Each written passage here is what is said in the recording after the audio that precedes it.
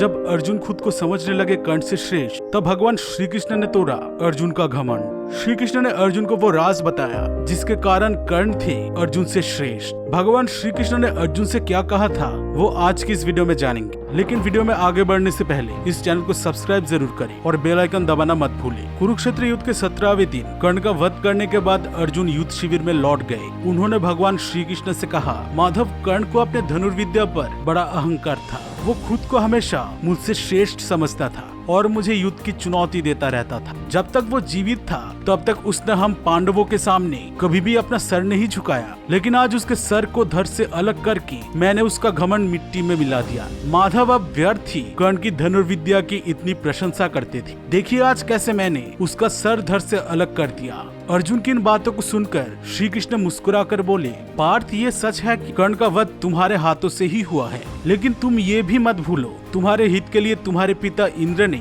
छल से कर्ण का कवच और कुंडल ले लिया था। अगर कर्ण के पास अपना कवच और कुंडल होता तो तुम कभी भी उसे परास्त नहीं कर पाती। अर्जुन, तुम जान लो, जब तुम कर्ण से युद्ध कर रहे थे तब गुरु परशुराम के श्राप के कारण वो अपने विद्या भूल चुका था।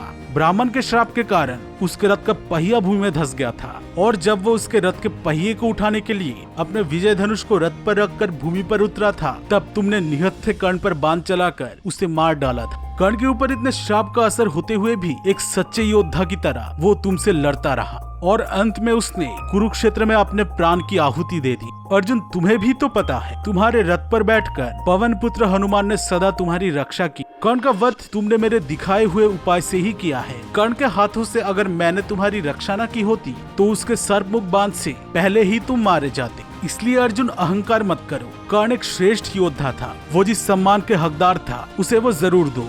श्री कृष्ण की इन बातों को सुनकर अर्जुन को बड़ा क्रोध आया। उन्होंने श्री कृष्ण से कहा, केशव, आपको जरूर याद होगा जब कुरुक्षेत्र में मैं कर्ण के रथ पर बाण चलाता था तब उसका रथ मेरे बाण के प्रहार से 10 कदम पीछे चला जाता था, और जब कर्ण मेरे रथ पर बाण चलाता था तब मेरा रथ सिर्फ 2 कदम पीछे ही जाता था। तो क्या इसे सिद्ध नहीं होता कि मैं कर्ण से श्रेष्ठ योद्धा हूँ? अर्जुन की बातें सुनकर भगवान कृष्ण ने मुस्कुराते हुए उनसे कहा, अर्जुन, तुम मेरे सबसे प्रिय हो और इसलिए मैंने तुम्हें अपना विश्व रूप भी दिखाया है। तुम जानते हो मैं कौन हूँ?